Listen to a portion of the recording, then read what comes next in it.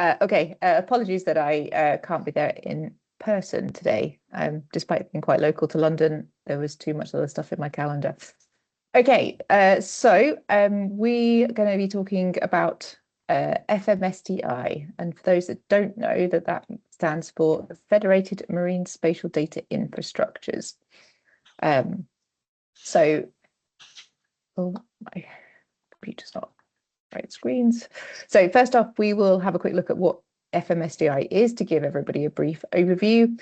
We're then going to look at the last phase of the projects that the OGC have been doing for that, and then some of the future work that we have came out of the last phase, and then how that might relate to the code sprint. So we will cover all of that. So what is the Federated Marine Spatial Data Infrastructure Pilot? So the OGC developed or set up under the COSI initiatives, a series of pilots that have been happening over the last few years that have been looking at how we can best integrate marine spatial data infrastructures. So the first phase back in 2021 was establishing a clear baseline of how accessible, interoperable and usable existing marine data sets were across multiple countries, with a specific focus on marine protected areas. And what it basically identified, there's a lot of fragmentation, people using different systems, different standards, different priority gaps, etc. That is then part of the future phases. Phase 2 was delivering practical evidence that the standards from IHO and OGC could actually be used and benefit in this particular space. And there was some specific looks at marine protected areas around and the MSDI maturity framework. So basically the idea is to try and help guide countries to developing their marine spatial data infrastructure capabilities. Under phase 3, there was a focus on the Arctic specifically, and it was looking at environmental protection, supporting safety, emergency response, etc. And the outcomes of that demonstrated that open standards support complex real-world scenarios, which included voyage planning and incident response, where that impact goes between the terrestrial and the marine domain in different in extreme environments.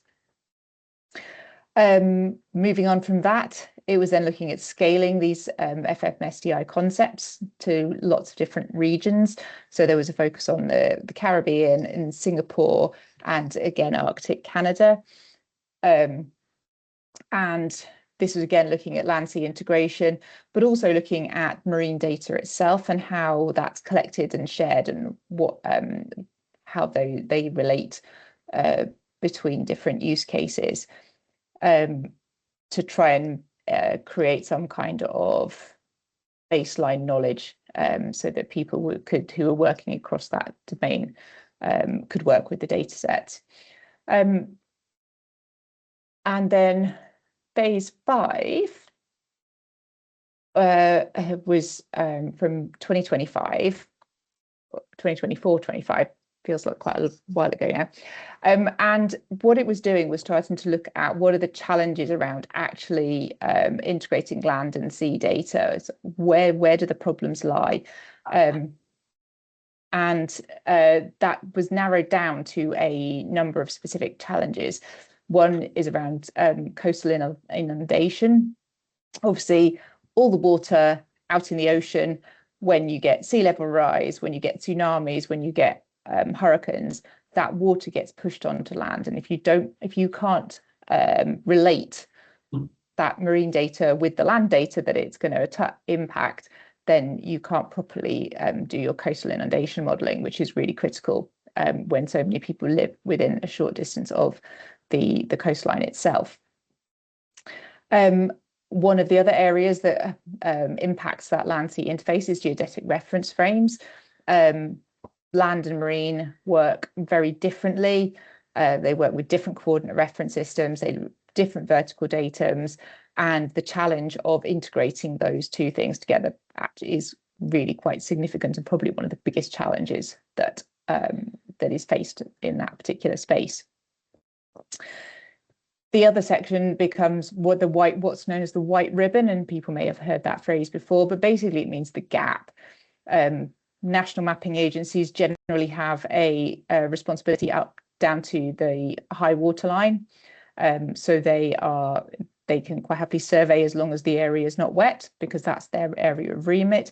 And the hydrographic officers who are responsible for the marine domain are actually primarily focused on those navigational areas where ships move. They're not as interested in that intertidal zone, because that's not where I think navigation happens. It's definitely changing. So a lot more hydrographic officers now are starting to think, and the national mapping agents are starting to think about that gap and working on it. But that gap in the middle is how do we get those data sets to join up sensibly and not just guess. And then often sources of marine data, quite commonly, the only available data can be nautical charts as a basis for any other kind of decision making. And what can happen there is that because the charts are produced with a specific purpose in mind for navigating ships, and they can be produced at very different scales depending on the area that they're trying to cover, that you actually get these data capture variations where you might get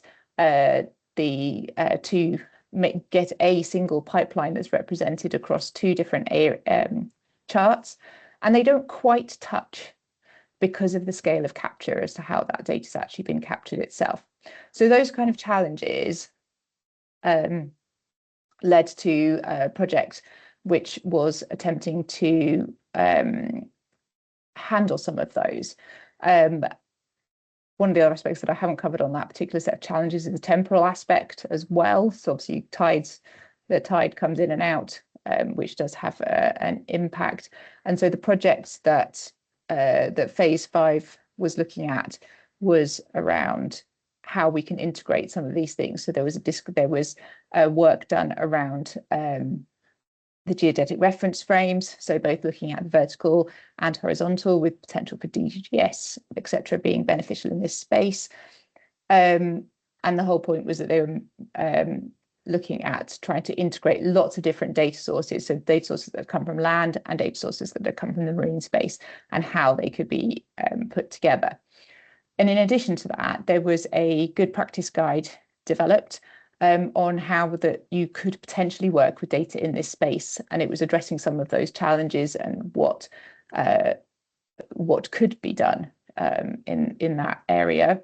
And a discussion paper has been published with that link up there if anybody has time to read it. We really appreciate other people's feedback, particularly from people who maybe are not in the marine space, because we think that probably other areas have a lot of useful topics which they could bring to this. From that, we've identified areas of future work.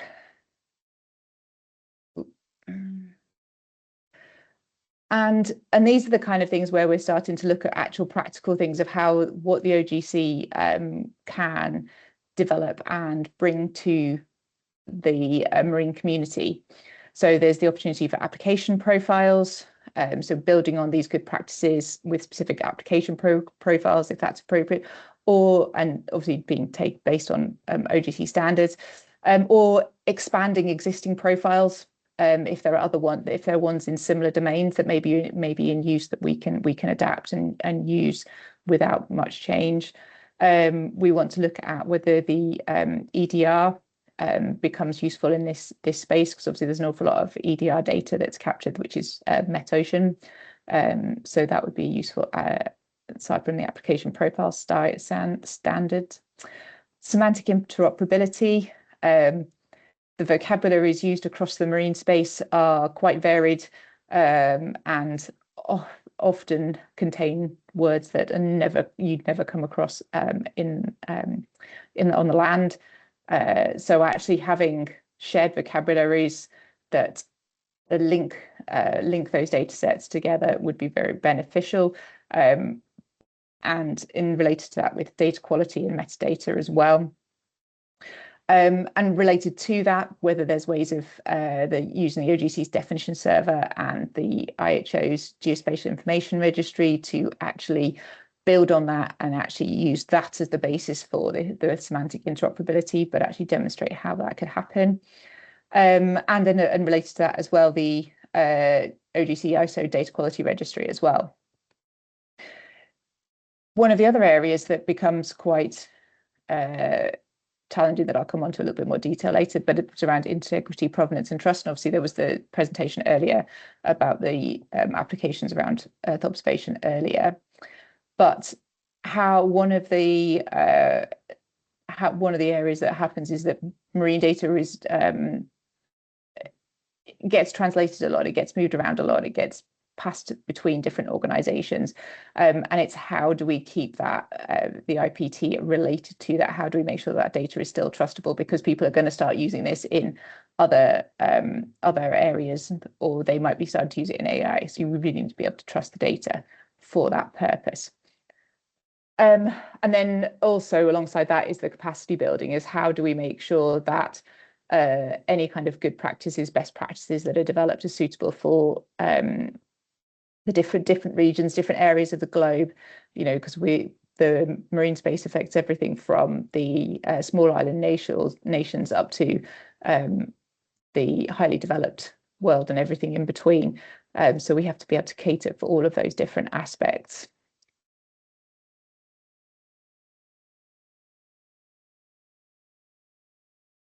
So one of the areas that I'm going to come on to is specifically related to capturing hydrographic bathymetry data. But one of the other parts of the introduction around the marine space is the new S100 standards. And these cover a lot of different aspects of marine data sets with the aim to make the data which was originally potentially primarily collected for navigation much more accessible, so it becomes more easily usable by non-navigational purposes. It's been providing a standard that the hydrographic offices can use to collect data and then make it available in different ways. But also it can act as a standard for those other parties who might be collecting data in the marine space, which will also want to be sharing that data as well. So it's always not just about navigation. The previous standards around this were very much navigation focused, but the new ones around S100 are much wider than that. And there are lots of different specifications within these within the S100 groupings. Some of the ones that you may or may not have come across: S102 is the bathymetric surface, S104 tides and water level, S111 surface currents, S121 maritime limits and boundaries, S122 marine protected areas. And if you would like more reading on these, then the IHO registry has a whole load of information on it. And what's relevant in this area is that some of those feature types and specifications relate to raster data, but other ones actually relate to vector and point data as well. So it's not just purely raster data that we're looking at.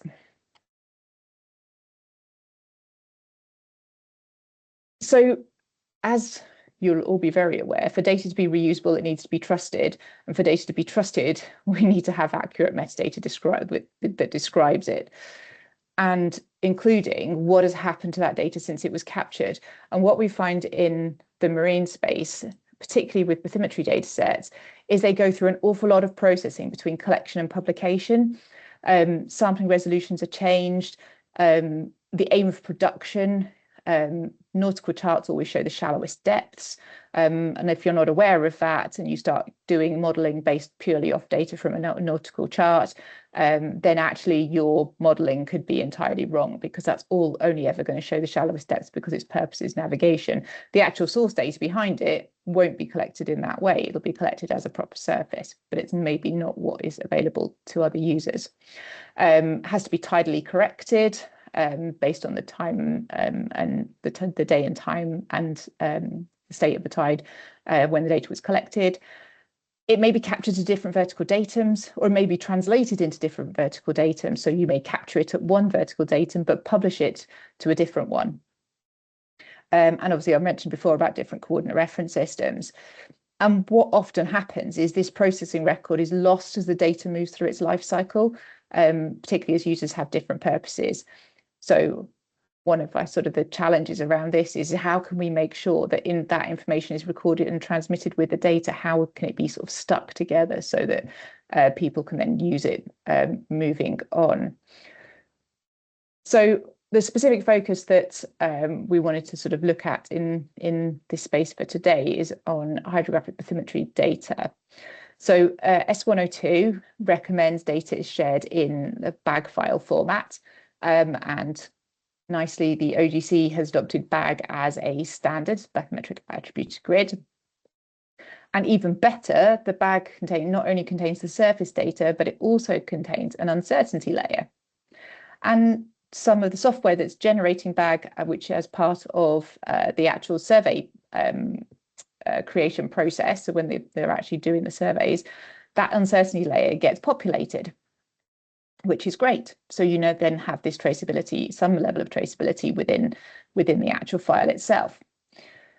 At the moment, wider metadata is supplied as a separate file. So people like UKHO, NOAA, they are publishing a BAG file and maybe an XML format file associated with it to a metadata standard.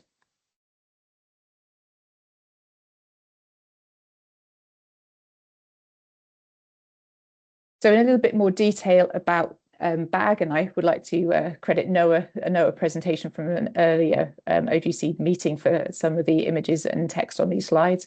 But basically what the BAG file is containing is an elevation layer which is describing how deep that surface is, and an uncertainty layer, so describing how well we know that.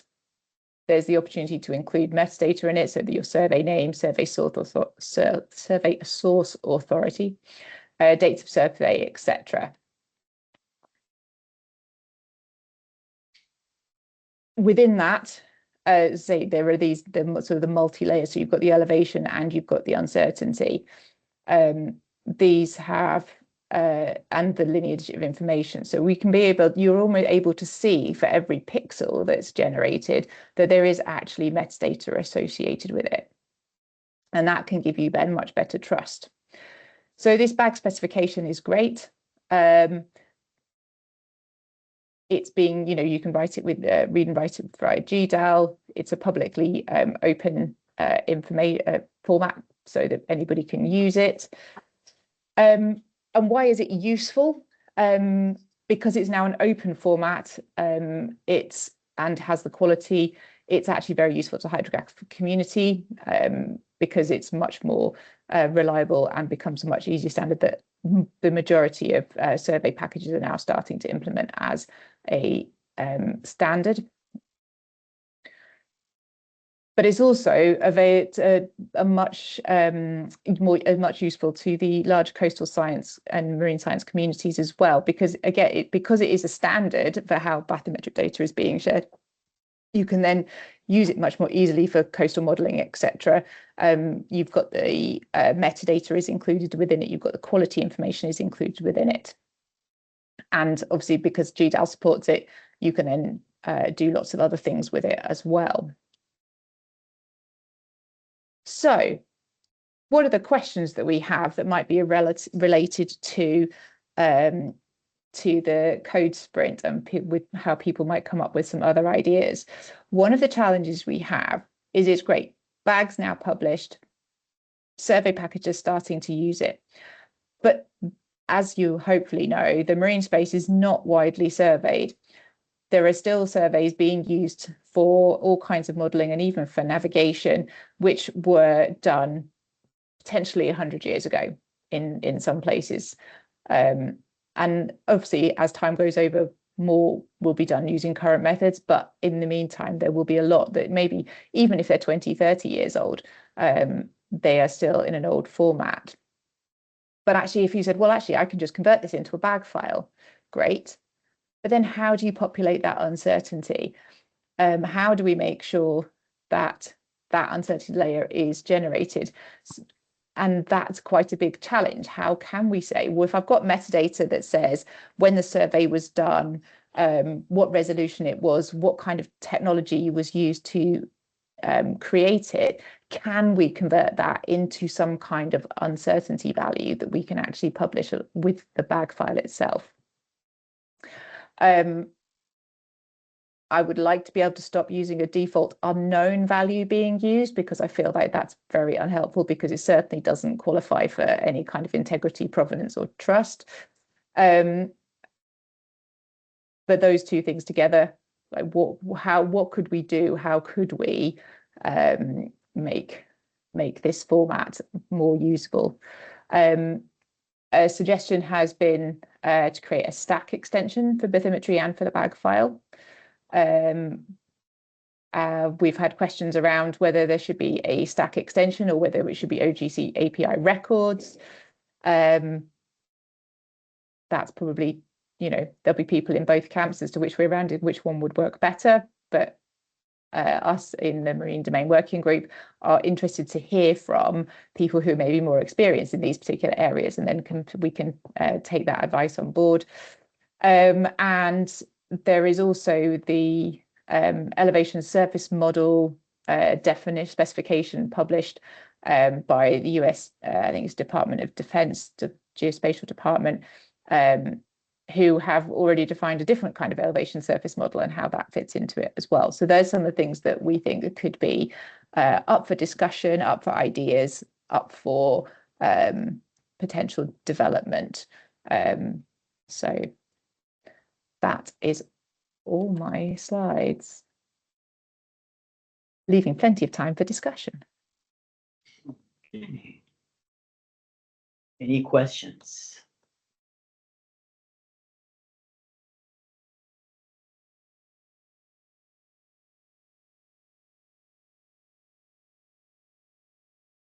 Martin? This is just for information. Don't know if you are aware of the GGXF format. I mentioned that because it could be a little bit related. It's a different topic, but a little bit related to the back format that was mentioned a little bit earlier, which was using HDF5 as the storage. So it's closely related in that, in my understanding, bag gives the bathymetry. The GGXF format is a way to define the transformation from one CRS to another CRS. And a CRS can be defined with some sea level as a surface. We could have a sea level, we could have a CRS that is a three-dimensional or just a one-dimensional vertical CRS that defines the height above the low tide, sea level at low tide. Another CRS that could be any kind of type of definition of a sea surface as people want. And GGXF define the transformation from one definition of sea. Can be used for sea level, but not only. It was defined for a plate tectonic, but it's defined in a way generic enough for making possible to use that for a topic like transformation between different sea level. And actually, the GGXF file specification explicitly reference EHO for the definition of sea level.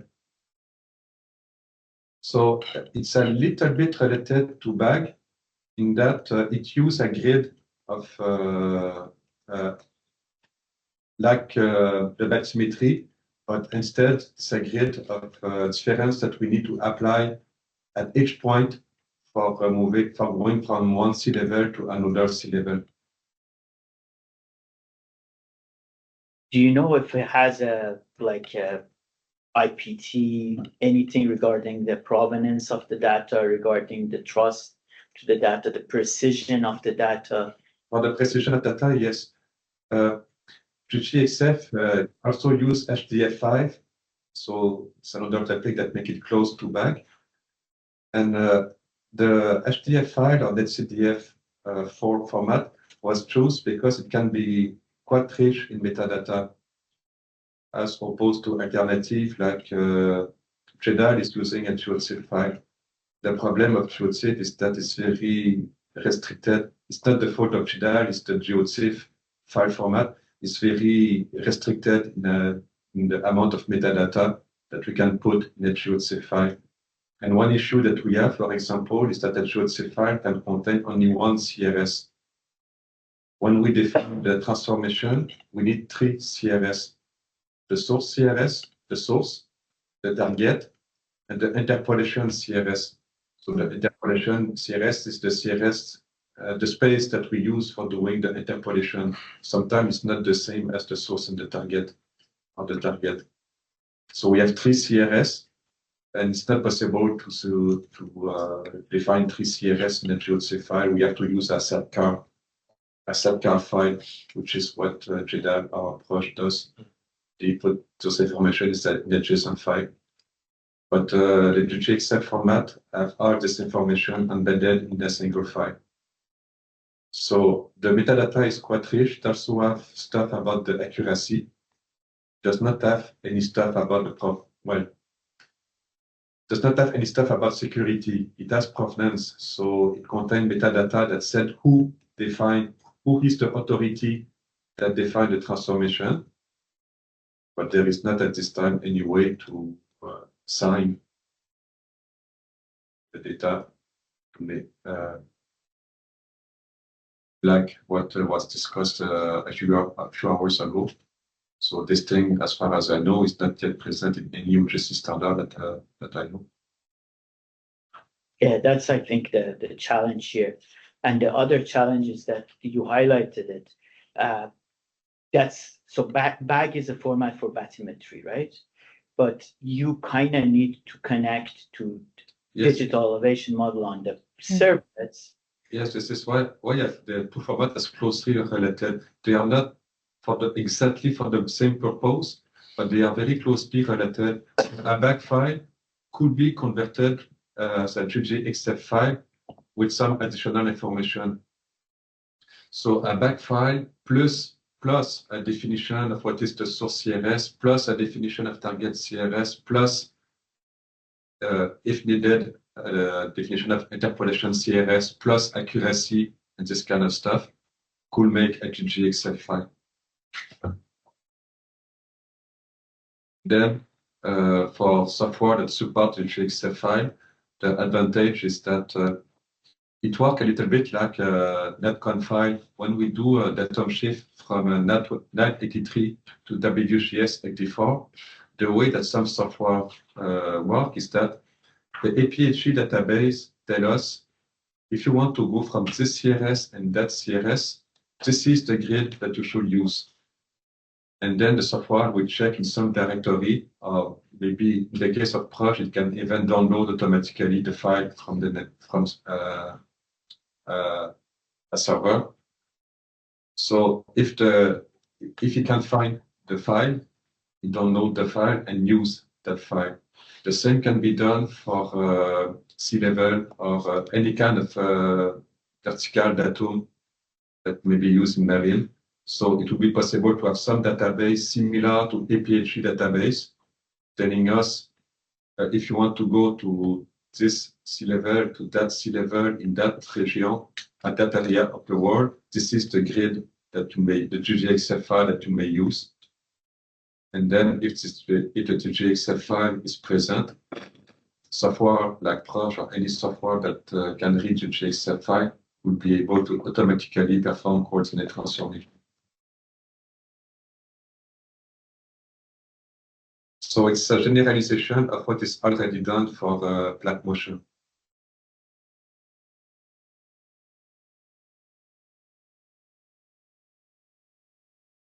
Interesting. Now I'm just thinking, like, if you do want to do that transition, you do have a transformation. None of these, maybe the DGXF consider that transformation, but BAG does not consider any. The way I see the thing is that BAG is not a definition of a transformation. BAG is data, like just the data format. yes, it's the data format. or elevation or for bed symmetry. For doing a transformation, we need a little bit more information. So it's the difference between bag and GGXF, and not for the same purpose. So the purpose of bag may be the same purpose as when we display a map of the temperature or map of bed symmetry on Earth or stuff like that. GGXF is for a coordinate transformation. So the target is a little bit different, but it could be generated from bag, could be derived from a bag file. And the fact that both of them use HDF file format may take a little bit easier. Correct. Correct. Let's see if there's any online questions. Is there anybody from online have a question? Right. Caroline, Glenn, both Lucio and Andreas are not here, so we cannot discuss the IPT, but bug them during these 2 days. I can definitely bug them. So yeah, that's an interesting point, actually, that if you really want to connect solve the problem with the white ribbons, you also have to consider the transformation between the two datums or between the two coordinate reference system, whatever they are. Yeah. And I don't think necessarily BAG considers that. No, but BAG is a first step, but a GGXF file could be derived from BAG. Yeah. So maybe we should add to the questions. But yeah, that's interesting. Okay, how much time we have? Well, we have to move to the other room. Okay, all right. Thank you. Thank you, Caroline, for the presentation. No problem. Thank you. Have fun over the next couple of days. Yes. All right. We'll talk somehow, maybe in the FMSDI meetings. Yes. All Cool. right. Thank you. Bye. Thank you again.